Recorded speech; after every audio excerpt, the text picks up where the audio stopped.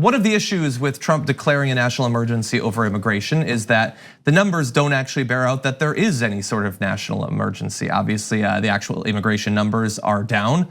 Drugs, like 85% of them, if they pass over the border, pass through ports of entry. Crime is down. Obviously, we know that crime actually conducted by those who are undocumented is at lower rates than native-born Americans. These are theoretically issues to someone trying to declare that there is an emergency in respect to immigration.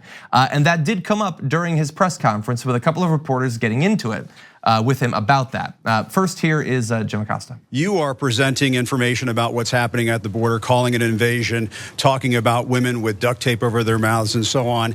And yet there's a lot of reporting out there. There's a lot of crime data out there.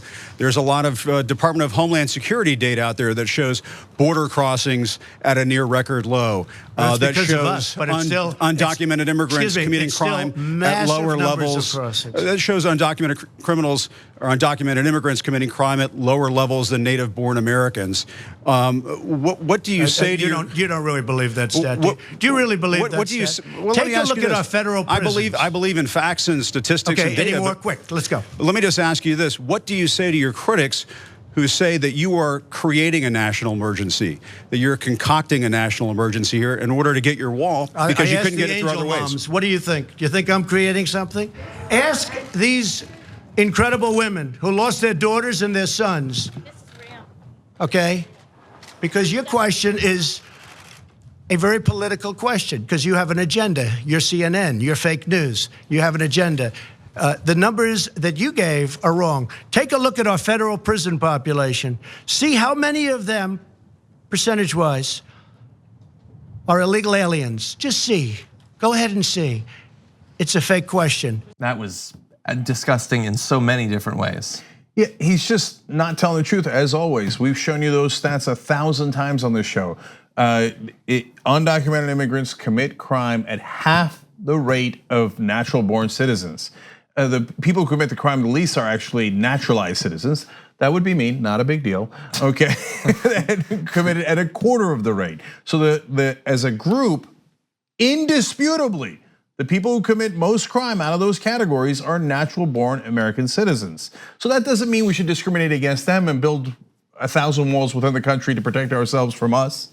Right? It just means that he's lying about the scale of the emergency and the actual facts that at play here. He says, you don't really believe that, do you? Do you really believe facts? When I'm here out doing propaganda, do you really believe that? Yes, we do believe facts. And well, I have to say, as much as I've been waging this fruitless campaign for multiple years to get people to hold on to the idea that reality is discernible and that the scientific method is useful and that we should care about whether what we believe is true or not. You also have the angel moms there. And I just feel awful about the entire situation because obviously these people have been through an unimaginable tragedy, which is true at the exact same time that it's true that Donald Trump is using them in the most callously political way that an individual can be used. He believes that nothing matters so long as there is someone who lost a child to an undocumented immigrant's violence within 100 yards of him. He is immune to any counter argument. And that's a strong emotional appeal when those people are right there and you can see in their face how terrible the experience they've been through was, but it does not change reality. It doesn't change what is true about the situation at the border. But it does show some degree of political acumen because people are less convinced by stats and facts than they are by seeing people with their own eyes. So they see the angel moms and they go, how could they say that undocumented immigrants don't commit as much crime? I see the women right there, they lost their sons and daughters. Yes, but I can show you twice as many moms who lost sons and daughters to crime that was committed by people that were born here, that are American citizens, and so, but nobody ever does that press conference where they bring random people who were the victims of crime and go, see, there's twice as many of them. And so, and by the way, Trump is probably also a victim of his own demagoguery. Remember, he's not really bright enough to discern facts and reason and logic, etc. Yeah. So there's some chance he genuinely, when he accosted Acosta, thought like, what are you, crazy? How could your stats be right when I see the moms right there? Because he's not really bright enough to figure out that distinction. When you say people seeing it with their own eyes, I think we need to call out a certain degree of racism that was threaded in there for what it is. When he said, look at the prison population, look at the prison population, he was trying to conjure up this caricature of people in prison being black and brown people, right? Yeah. That's a dog whistle. It's not very subtle to his base that just needs to be called out. That being said, as someone among other people who thought a lot about what could be happening under this new Congress, a Green New Deal coming up for a vote, Medicare for All coming up for a vote, an anti-corruption bill coming up for a vote, he is unfortunately successfully dominating the agenda of the conversation in the opening months of the new Congress. Our message is not getting out except for Mitch McConnell potentially scheduling a vote on the Green New Deal.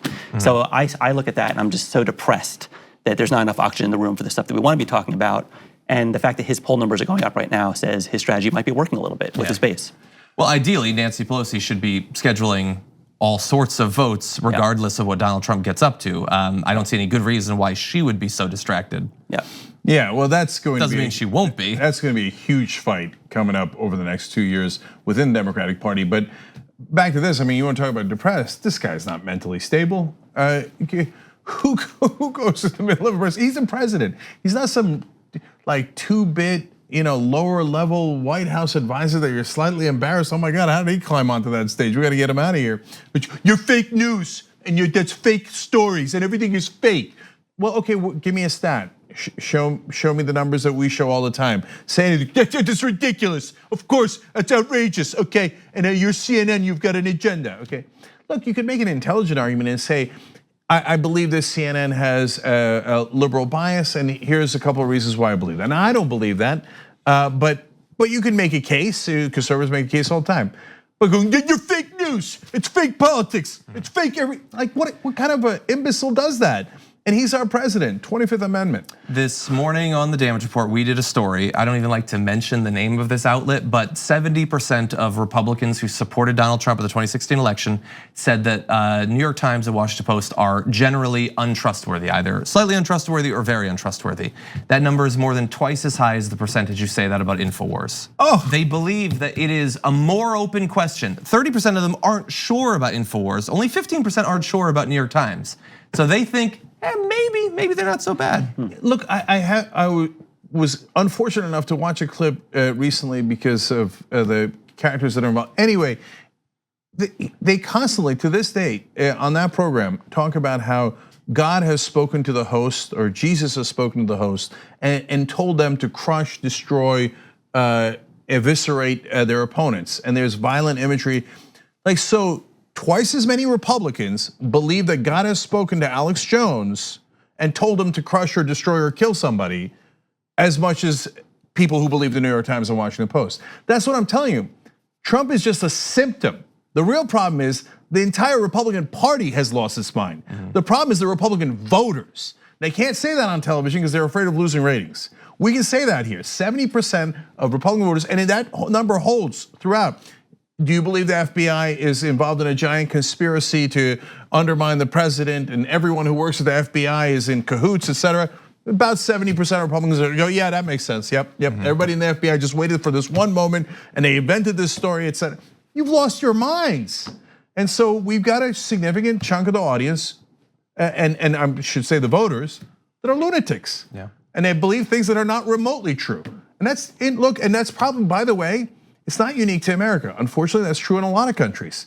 But we have to get beyond that. Unfortunately, right now, they're running the asylum. 2 easy ways to follow the Young Turks. One is hit the subscribe button down below, then you're a TYT subscriber. And second is ring the bell. And when you do that on YouTube, you're notified of our videos.